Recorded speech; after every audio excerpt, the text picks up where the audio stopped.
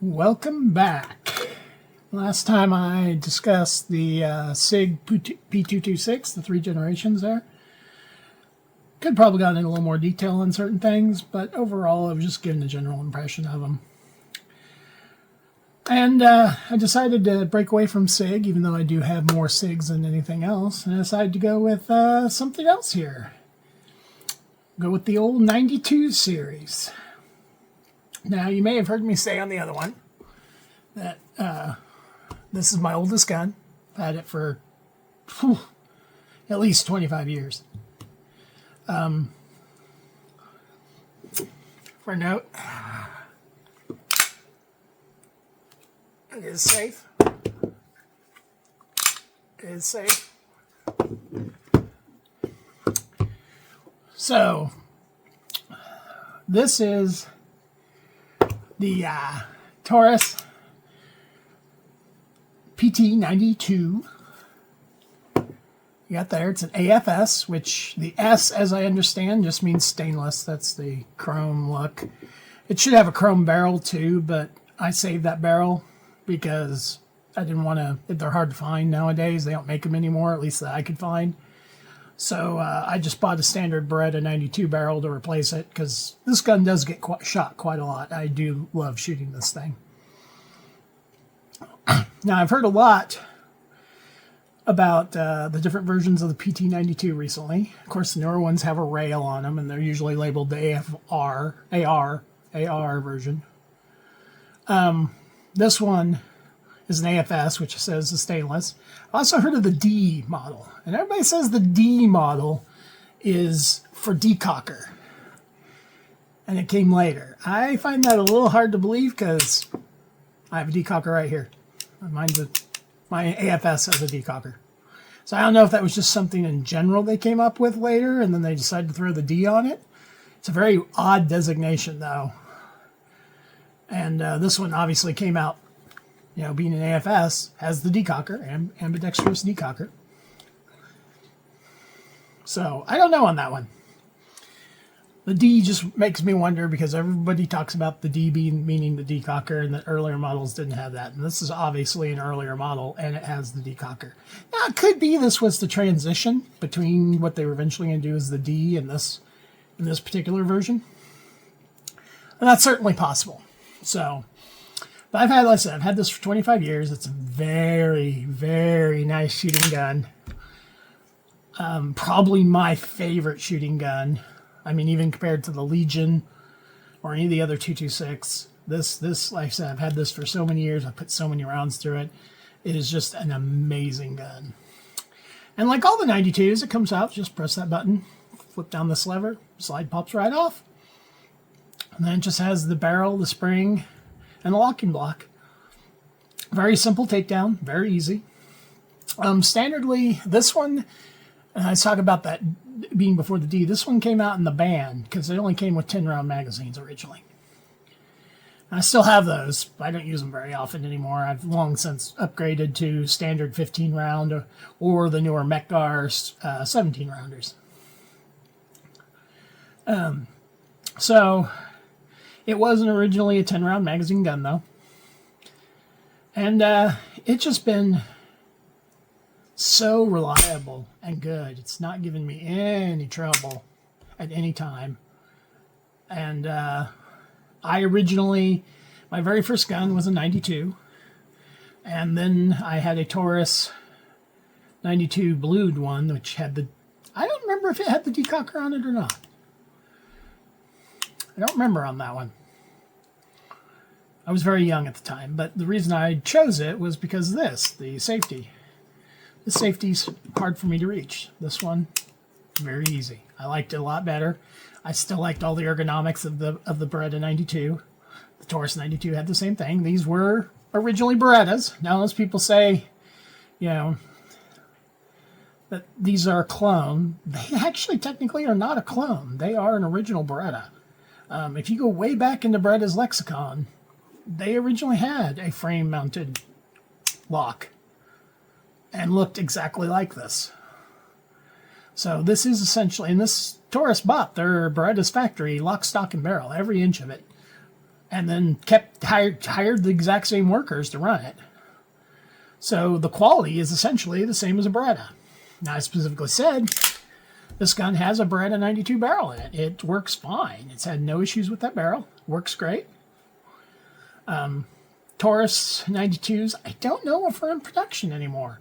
They were a couple years ago. But nowadays I find it very hard to find any information on them, though occasionally I see them pop up. I'm on the lookout for a stainless 40 cal, the PT100 or 101. That's what I really want.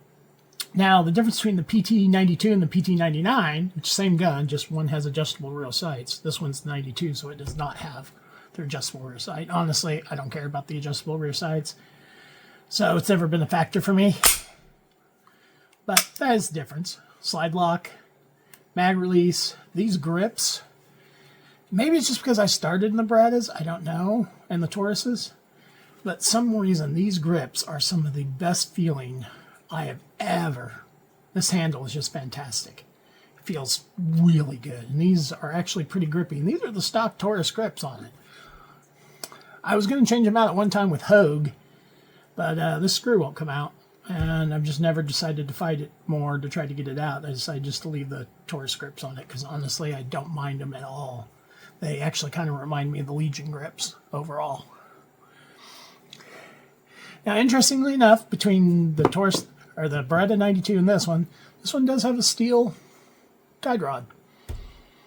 The Beretta does not normally. It's got a plastic one. And it does have the key safety on the back. I've never used it. It sits there. I don't know I have the keys anymore for it, honestly. They may be somewhere.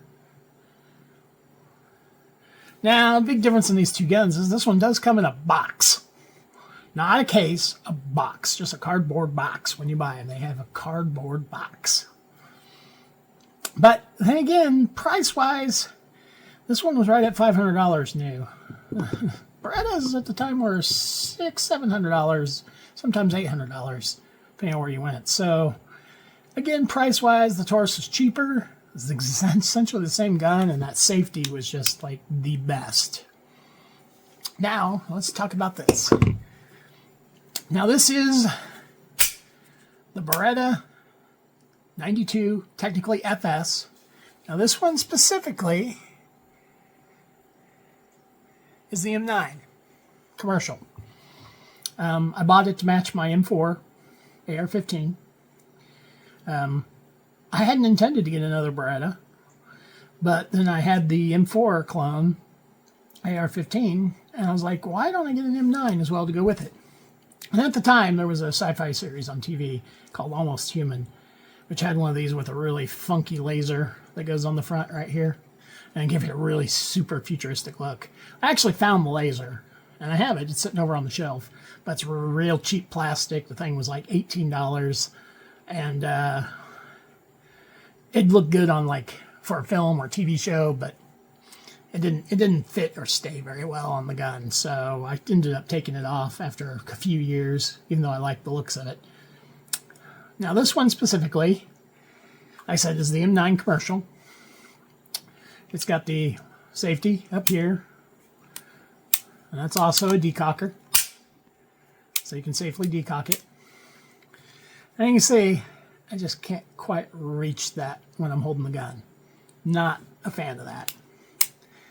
But then again, I got to move it to the side to get the slide release and everything else. So I suppose it's a matter of things. It's a lot easier to do on this gun. Now, this one obviously is finished differently. It's still a stainless steel slide and aluminum frame, just like this one. Same thing, stainless steel with aluminum frame. This one's got the standard Beretta mags. I got some ex-military mags at 15 rounds, and I got some Metgar mags, which are 17 rounds. As I've told in the SIG video, the Beretta mags, or the Metgar mags, I'm just becoming a huge fan of Metgar all the way around. Whenever I can get those magazines, those are what I use at any time I can. They are just fantastic. This one, the grip is a little wider, and I've heard that's, I've never verified this, but I've heard that's an aspect of the M9, that the grip's a little, these grips are a little wider, because you can just tell this, I don't know if you can tell in the camera, this one's flatter. This one's got a bit of a bulge to it. But it is not uncomfortable. In fact, it feels quite nice. The texture feels a lot like this one. So they're both plastic grips overall. I've had a Hogue grip on, the wraparound grip on this, and honestly, I just couldn't stand it. I gave up on it and took it off. It just did not feel right. It made the grip way too wide. I don't necessarily have small hands. I don't have large hands, so it was something that just did not feel good. And this back here feels good. It's the same as this one. They're very similar in that regard. This one goes up a little higher than this one. Very same. And again, on the front, that's interesting. It goes up a little higher over here too, compared to this one, which stops right there. Huh. It comes apart just the same. Button, lever, pops off. It's got the barrel, the guide rod, the spring, and the locking block. Now, I have upgraded this one in some respect, as I have the steel guide rod in mine. I went ahead and upgraded that, got rid of the plastic, because I just prefer the metal one over it. Plus, it adds a little more weight to the front, and even though these are fairly hefty pistols compared to modern polymer pistols, I like the little extra there, and I like the fact it's a metal one versus a plastic. Even though the plastic one in this gun didn't fail, it's been in this gun for 6-7 years now, and it's good. This gun, now, these are both the same platform. They're insanely smooth guns. This one is amazingly smooth. My friends all shoot it. They just mention how smooth this action is on this gun. They love it. They think it's fires really nice. The trigger, I mean, as I've gotten it more into shooting, the trigger never bothered me in the past. Nowadays, it's decent. I don't mind it. Maybe it's just because I have 25 years of shooting this gun that it doesn't bother me. And the trigger in this one is almost identical. This one may have a little more curve to it than this one, but they're both the same. And I will say, smoothness-wise, this gun's a little stiffer because it hasn't had as many rounds put into it. This one's had probably 6,000 rounds through it. This one's only had about 600-700 rounds through it. Because honestly, if I'm going to shoot one of these two guns, I'd rather shoot the Taurus than the Beretta. So, but it's still a very smooth gun. And the mechanics on it are just amazing. Of course, being a child of the 70s, well, I was born in the 70s and now in the 80s, these guns were everywhere. I mean, you had Bruce Willis and Die Hard, Riggs and Lethal Weapon. You know, they were all over, and that's because they have a very striking presence. They're very noticeable. I mean, you go up to see, at least around here, you see the no gun signs on doors. They often show a Beretta because they are everywhere. And nowadays, yeah, with all the polymer frames and everything else and polymer pistols, they're starting to fall out of style. But, you know, I will take either one of these over a Glock any day of the week.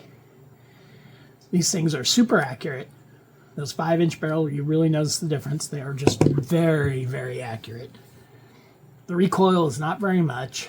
15 rounds is nice. 17 is pretty decent for today's age. You know, you can have a 17 round just barely out the bottom mag. Or a flush mount from get 15 rounds. You know, these kind of were the thing in the day of the 15 round 9mm thing. Everybody like, well, yeah, I got my 1911, I only have 8 rounds. And I was like, well, we've got 15 in this, and yeah, but I got, you know, my 45 will shoot through a door. And I'm like, yeah, but while you're reloading, I'm putting, you know, half as many again rounds into you. And as they've said with modern day 9mm ammunition, you just, honestly, these guns should be making a revival the way from what they can do and how good they are and how nice they shoot. Beretta has come out with some new versions of their 92, the 92X, I believe, and the 92X, I think, Performance. And then, of course, there's the 92 M4A4, which I think was the last service pistol, or was the last version to try to go into the service pistol trials, but it didn't make it. Obviously, that was the last version of the ones by the obvious A4 designation. This, of course, would be an M9A1 versus the A4 they have out these days. The A4 also comes with a threaded barrel, which you can on either one of these guns. Of course, you can use a Beretta barrel in the Taurus. You can buy a threaded barrel for suppression or compensators or anything like that. Personally, I love the front of these. I think that's an incredibly good nose for a gun. I don't want to put anything on the front of this. It's fabulous the way it is. You may notice just from looking at these, you think, well, he's had that 25 years. You don't see a lot of wear on this thing. It's because I don't actually use it as a carry pistol. This is mostly a target queen. I take it to the range and shoot it. It doesn't really get carried. I've told you long before, if I'm going to carry a gun, it's going to be my P365 or my 226. Again, still my standard old personal defense gun in the house, 40 cal. I do have, as I said, the PT101 40 cal version of this. Now, be careful when you're trying to track these down. Let me grab that real quick. I'm going to pause this. Okay. So, as I was saying, this is the 40 cal of the PT101. Has the adjustable rear sights. That's why it's a 101 instead of 100. It's 40 cal. Still all the same standard features as the Beretta. Well, I wanted to bring up about the 40 cal version. Is this. See that P? Now, when I bought this, I did not know what the P meant. That means this was a Brazilian police version. And you ask, well, why should I care about that? It's still a Beretta, or still a Taurus 40 cal, right? Apparently, they use a slightly different magazine than the regular 100s or 101s. And the P version magazines will work in the P version. Luckily, I have two magazines for this, so that's not that big of a deal. But that was a problem. And when looking online, I can't find any extra magazines for this, because the ones I have stick out a little bit. I wanted to get some flush-mounted ones. But no one makes them for the P. This one still has the decocker, everything else. It's still standard old Taurus. And you can see it's clear. This one, if it was a police, like that says, is immaculate. This thing shows no wear. It looks brand freaking new. Now, it does the newer version. It's got the finger serrations here, which I actually quite like. Kind of wish this one had it. And this one. Wish they both had it. But, they don't. So, and it's got the rail. This is the only one of my PT series or 92 clone series that has a rail on it. And as I can tell, you can tell this one's amazing. Comes apart the exact same way as the other one. So this is a fantastic gun. It's got a little difference right here, I just noticed. In the trigger, it's got a little indentation here. It's probably for the rail. And it's very comfortable. Those finger grooves are really nice, and this one's still got the standard Taurus grips and all that. It's very, very nice gun. So that's the three of my 92 style series guns. 40 cal, 9mm, 9mm. By far, my favorite will always be this, partially because, I'm not going to lie, I like the stainless. I'm a stainless fan, and that gun's a pretty gun. And it's a straight shooting gun. I know this gun inside and out. I'm very comfortable with it. This one, you know, my Beretta 92 FS was the very first 9mm I ever owned. First pistol I think I ever owned, actually. So these will always, because of their movie connection and everything else, these will always have a place in my heart. And this one's not going anywhere. I love this gun. The 40 cal. This is a bit of a statement. I bought it because I wanted the collection, the 40 and the 9mm. This is before I knew what the P was or all the problems with that. It also closely matches the Beretta than the Taurus. I really want to find a Taurus 100 that looks like this with the stainless, so I can have, you know, the matching stainless sets. That's what I really want. Hopefully someday I'll find one. They are out there. They were not very good sellers. You know, I was surprised to find out that the police even use this, actually. You can still get the Beretta 96s, which are the 44 cal version. The 40 cal version. But the Taurus, I guess, were not huge sellers, except maybe to the police. They're just, I've seen videos on them on YouTube and such, but I have never actually managed to track one down. Someday I'll get one to match my set, and I might eventually get a 96 to match that one. I don't know. We'll see. Depends on how things go in the future. I have lots of other guns I want to get still. Lots of other things I want to talk about and get into. So we'll see on that. Now I will say, if you enjoyed the content, like and subscribe. Next, I think we're going to go talk about the P365. I have two versions of it now, both the carry and the thing. You'll see as a sneak peek, this is my P365, and you may go, hey, wait a minute, that one looks a little different. Well, that's because it's a P365 base with a P365 macro slide on it. That's part of the modularity, and we will be discussing that. And that's one of the reasons why I got it. I wanted the longer barrel. So we will be discussing that, though. So that will be something that will be coming up on our next video. Anyways, thanks for watching. Hope you have a great week. Talk to you later.